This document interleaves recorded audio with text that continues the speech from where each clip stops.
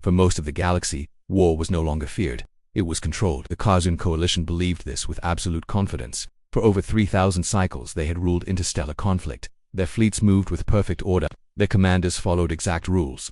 Their battles ended quickly and cleanly. To them, war was not chaos. War was a science. Every weapon had a purpose. Every battle had limits.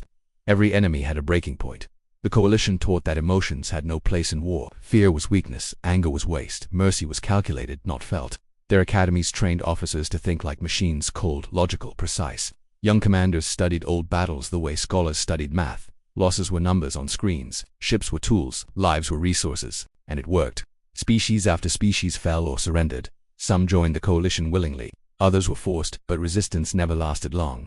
The Coalition always knew when to strike, when to stop, and when to end a war. Soon, the galaxy accepted a simple truth. The Kazun had mastered war. They said it openly, they said it proudly. No one challenged them. Then humanity arrived. Humans came from a distant, unremarkable system. Their first ships were slow. Their technology was rough. Their designs looked strange, thick armor plates, exposed structures, weapons that seemed oversized and inefficient. Coalition observers were confused. Human ships looked like they were built for punishment, not elegance. Worse, humans argued among themselves. Their governments disagreed. Their commanders spoke with emotion. Their war history was long, bloody, and chaotic. To the Coalition, humanity was outdated before it even reached the stars. Still, humans were allowed into galactic space. The Coalition believed inclusion would tame them. Treaties were signed, borders were drawn, rules were explained. Human diplomats listened carefully. They nodded. They agreed. They accepted limits on their fleets near Coalition space. Outwardly, humans seemed cooperative, but the Coalition never gave them respect. Human warfare was mocked in military lectures. Human strategies were labeled inefficient. Their history was described as a record of unnecessary suffering caused by poor control. Emotional species, Coalition instructors said. Dangerous to themselves. Then came the border colony. A small human settlement sat near the edge of Coalition-controlled space. It was peaceful, civilian, lightly defended. One cycle, it went silent. No distress call, no warning, no survivors. Coalition officials released a short statement. They claimed a navigation accident had caused a reactor failure. The colony, they said, had been destroyed by its own technology. There would be no investigation. Human diplomats demanded answers. They were denied. Human requests became firmer. Coalition responses became colder. Meetings ended faster. Communications shortened. Then, without warning, all human diplomatic channels went dark. The galaxy noticed. So did the Coalition. They were not worried. Humans had no fleets nearby. Their strongest warships were weeks away. Any response would be slow, emotional, and easy to contain. That belief lasted exactly 6 days. On the 7th day, deep space sensors detected an object crossing into contested territory. It did not match any known Coalition design. It was massive, larger than most cruisers, smaller than a dreadnought. It traveled alone. Coalition analysts gathered their RAN scans. The readings confused them. The ship was heavily armored, too heavily. Its power core output was abnormal. Its heat levels were high but stable. Weapon ports lined its hull in numbers far beyond necessity. This design is inefficient, one analyst said. Overbuilt, another agreed. Coalition commanders laughed when they saw the data. One ship, no escort, no formation. This must be a message, a senior admiral said. A symbolic protest. They ordered a standard response fleet: 3 cruisers, 6 destroyers, enough to intimidate, not enough to escalate. War, after all, had rules.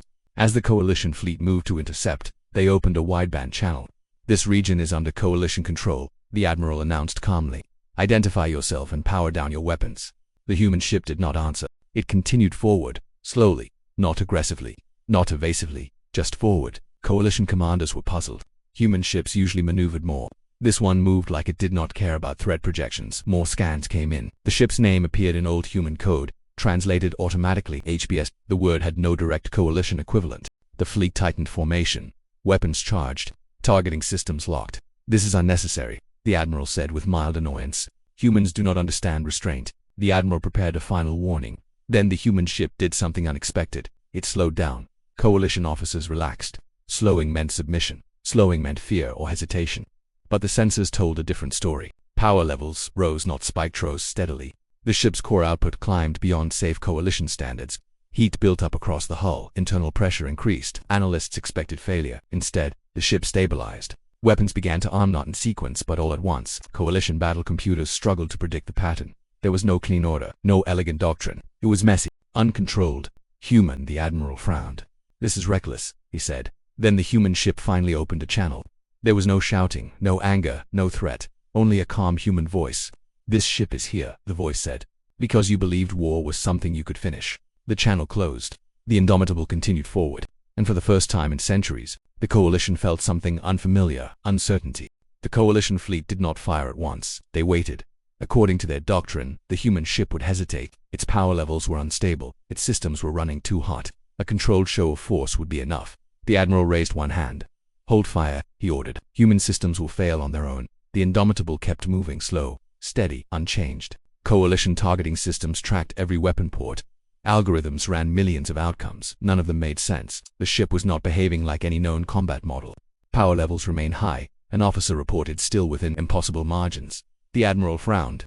"That design should be tearing itself apart," he said. It did not. The Indomitable closed the distance. At half-range, Coalition doctrine required a disabling strike: precise, clean, efficient. The Admiral followed the rule. "Fire a warning volley," he said. "Target external sensors only." Coalition cruisers fired controlled beams of blue-white energy. They struck the human ship's hull. The beams did not penetrate. Armor plates glowed red, then cooled. Damage reports came in. "Minor surface damage only," a technician said, confused. The Admiral stiffened. "That armor is excessive," he muttered. The Indomitable did not return fire. It kept coming. Coalition officers exchanged uneasy glances. Warning volleys usually worked. Enemies slowed. They responded. They negotiated. Humans did none of that. "Second volley," the Admiral ordered. "Increase output." The beams struck harder this time. Sections of the hull cracked. Debris drifted into space. Still, the human ship advanced. Internal scans finally detected something new. "Sir," an analyst said slowly, "the human ship is redistributing power manually." "Explain," the Admiral demanded. "They are shifting energy without automated balance systems. No safety limits." The bridge fell silent. Coalition war doctrine relied on safeguards. Systems prevented overload. Lives were protected by rules. Humans were removing those rules. Before the Admiral could respond, the Indomitable fired. Not one weapon, all of them. Kinetic rounds tore through space like storms of metal. Missiles launched in waves, not targeting ships directly, but exploding between them. Point defense. Guns fired non-stop, filling the void with debris and shrapnel. Coalition formations collapsed. Shields flared and failed. Targeting systems lost lock. Command signals overlapped and jammed. This was not controlled war. This was impact. A destroyer lost its engines. Another spun out of formation, struck by debris from its own ally. Coalition officers shouted orders, but doctrine offered no answers for this kind of attack. The Indomitable continued forward, firing constantly. Its hull burned, armor peeled away. Fires raged inside the ship, but it did not slow. Coalition weapons struck back, now without restraint. Beams and plasma tore into the human battleship. Whole sections collapsed. Secondary explosions rippled across its surface. Analysts waited for the ship to break. It did not. "Structural integrity holding," a stunned officer reported. How the answer came too late. Human ships were not built to avoid damage. They were built to take it. The Indomitable slammed through the center of the Coalition formation, close range. Its weapons became devastating. Cannons fired directly into hulls. Missiles detonated at point-blank distance. Coalition ships began to fall silent. The Admiral stared at the display. "This is madness," he whispered. "No discipline, no restraint." A junior officer looked at him. "Sir," the officer said carefully, "they are not fighting to win cleanly." The Admiral understood then. The humans were fighting to end the fight. As the Indomitable pushed deeper, a transmission cut through the chaos. The same calm human voice returned. "This is not how we prefer to fight," the voice said, "but it is how we survive." The Admiral demanded an open channel. "Human vessel," he said, struggling to maintain control. "This conflict can still be resolved under Coalition law." The response came instantly.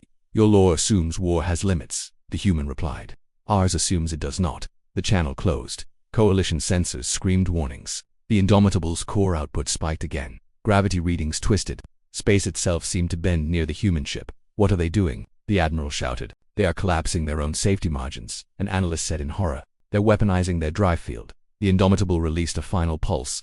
Invisible force rippled outward, crushing Coalition formations together. Ships slammed into each other. Shields failed instantly. Hulls cracked like fragile shells. When the wave passed, the battlefield was silent. Half the Coalition fleet was gone. The rest drifted, powerless. The Indomitable emerged from the chaos, burning and broken but still moving. It did not chase survivors. It did not fire again. It simply stopped. Coalition commanders stared at the ruined field of battle. Their perfect war had failed, and they knew something far worse than defeat. They had just shown humanity their rules. The battlefield stayed quiet. Wrecked Coalition ships drifted through space like broken statues. Power cores were dead. Weapons were silent. Once perfect formations were gone, scattered into chaos and debris. At the center of it all floated the human battleship. Its hull was torn and blackened. Entire armor plates were missing. Fires still burned inside, visible through open scars in the metal. One engine was dark, another flickered weakly. By Coalition standards, the ship should have been destroyed, but it was not. It held position. Coalition commanders watched from crippled bridges, unable to act. Their systems were offline, their crews shaken, their confidence shattered. For the first time in generations, the Kazun Coalition did not know what to do next. The Admiral sat in silence. His war manuals meant nothing now. Every lesson he had ever learned assumed balance, control, and limits. Humans had ignored all three. A secure channel opened across the battlefield. The human voice returned, still calm, still steady. "This conflict is over," the voice said. "We did not come to conquer you." The Admiral straightened. "Then why come at all?" he asked quietly. There was a pause. "You destroyed a human colony," the voice replied. "You called it an accident. We called it a message." The words carried no anger that made them worse. "We came," the human continued, "to answer that message." Coalition leaders listened across multiple damaged ships. None interrupted. "You believe war is something you can finish," the human said. "You believe it can be perfected." The Indomitable drifted closer, just enough to be seen clearly on visual feeds. "We learned long ago that war never ends cleanly," the voice said. "It only waits." Coalition officers looked at their screens. Many had never seen a ship survive that level of damage. Their own vessels were designed to avoid harm, not endure it. The difference was now clear. The Admiral spoke again.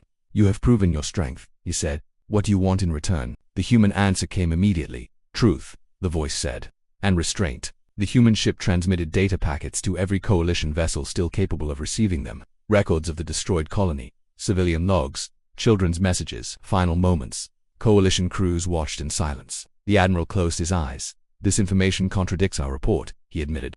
"Yes," the human replied. "It does." A long pause followed. "We do not seek revenge," the voice said. "We seek understanding." The Indomitable powered down several weapon systems, not all, just enough to show intent. "We will leave your space," the human said. "But we will not be ignored again." The message spread across the galaxy within hours. Footage of the battle leaked. Analysts replayed it again and again. Theories failed. Simulations collapsed. War colleges erased entire sections of doctrine. The myth was gone. The Coalition formally admitted fault. Reparations were offered. Restrictions on human fleets were lifted. Human war doctrine once mocked was requested for study. Humans did not boast. They simply accepted. Across the galaxy, military thinking changed. No species claimed mastery over war again, because everyone now understood the truth. War was not about elegance. It was not about control. It was not about perfection. It was about survival. And humans had survived it longer than anyone. Weeks later, the Indomitable drifted at the edge of human space. Repair crews worked slowly. Damage reports were long. Casualties were honored quietly. Inside the command deck, the human captain stood alone, looking out at the stars. They had not won a glorious victory. They had not crushed an empire. They had only reminded the galaxy of something it had forgotten. War was never safe. A junior officer approached. "Captain," he said, "Coalition channels are still watching us." The captain nodded. "Let them," she said. She looked at the scarred hole on the display. "They wanted perfect war," she added softly. "We showed them human war." The Indomitable turned toward open space and engaged its remaining engines. Slowly, steadily, it moved on, not as a conqueror, not as a threat, but as a warning, far across the stars. New cadets studied old lessons with new eyes. Commanders rewrote doctrines. Empires spoke more carefully, and whenever a species claimed they had mastered war, someone always remembered one simple truth: those who say they control war have never faced humans who know how to endure it. The galaxy never forgot the name Indomitable, and it never underestimated humanity again. Humanity did not master war. Humanity survived it.